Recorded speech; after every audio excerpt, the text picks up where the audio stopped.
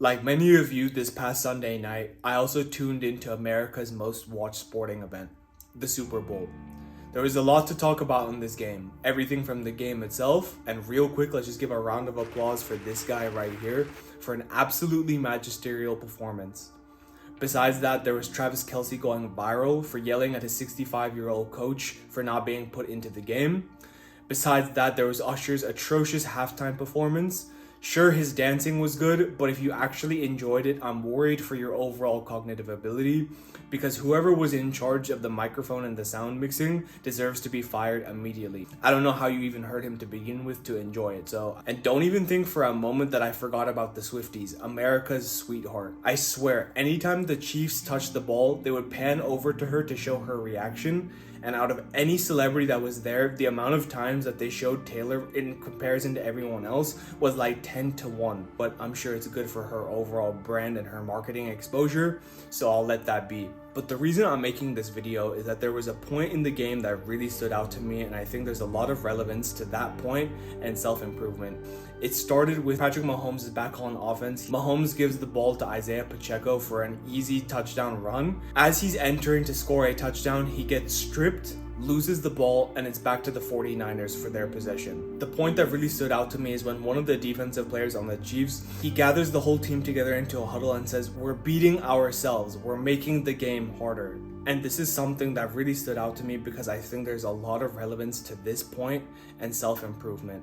How many times have you told yourself you're going to start doing good habits, everything from going to the gym, eating clean, reducing your screen time, quitting weed, quitting porn, all of these things, yet you still engage in all of them because you still have all of the things that cause you to do them in the first place. For example, why have the bag of chips or the box of cookies in your house when you know your willpower is going to eventually fold and you're going to eventually end up eating the junk food? Or on an even more relevant case, you say you're going to sit down and be productive, and as soon as you get to work, your phone is right there, face up with the ringer on. What do you think is going to happen after just 5 minutes? You're going to get a notification and you're gonna break your focus. Or on another note, for example, you say that you want to stop going out every weekend and drinking so much, yet you still hang out with the same people who cause you to engage in those bad habits and activities. All of these things you know that you should get rid of, but you're continuously making it harder for yourself.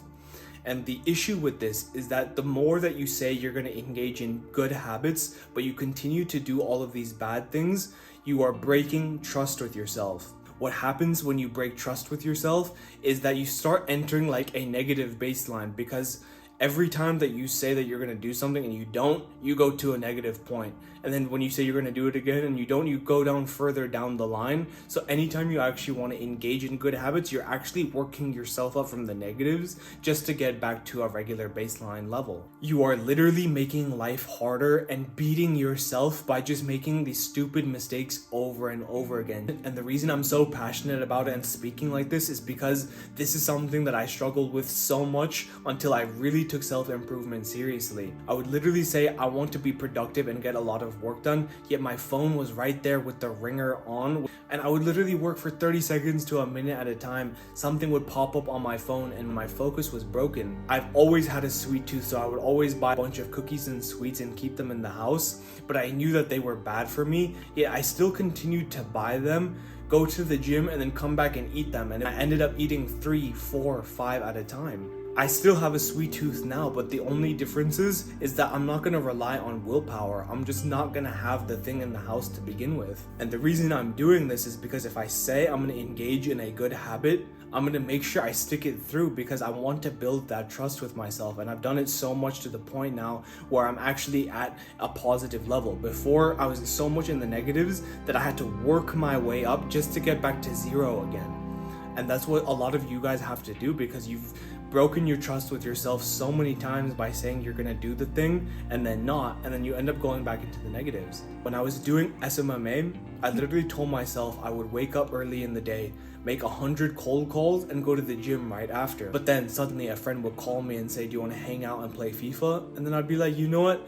I can do these calls later, or I can go to the gym later. I'll just go to my friend's house for just an hour. Then that 1 hour turned into 4 hours, and I come back and I don't have the motivation to continue cold calling nor go to the gym, and I just broke my trust there. Because I couldn't control my impulses for just a few minutes, I literally ended up breaking so much trust with myself. If there's one proven way to cause depression and anxiety in your life, have a lot of ambition and do nothing about it, and continue to engage in the habits that will take you further away from those goals. I promise you, you will have full-blown depression. How do I know this? Because this was literally me from 2020 up until 2022. Again, the overall lesson is stop making these simple mistakes that you know are just bad for you. Stop beating yourself. It's literally you versus you. All those people that you continuously blame for why you're not where you want to be, it's none of that. The person that you need to blame is the person in the mirror. If you continuously break this trust with yourself, you're going to enter a very dark place mentally, because all of that ambition will still be there, but with nothing to show for it. Other people will be succeeding and you will have nothing literally tangible to prove. Whoever's watching this, I want to save you from going down this vicious mental cycle, because it's something that tormented me for a while, and it's only now that I'm starting to see all of these more positive effects come into my life.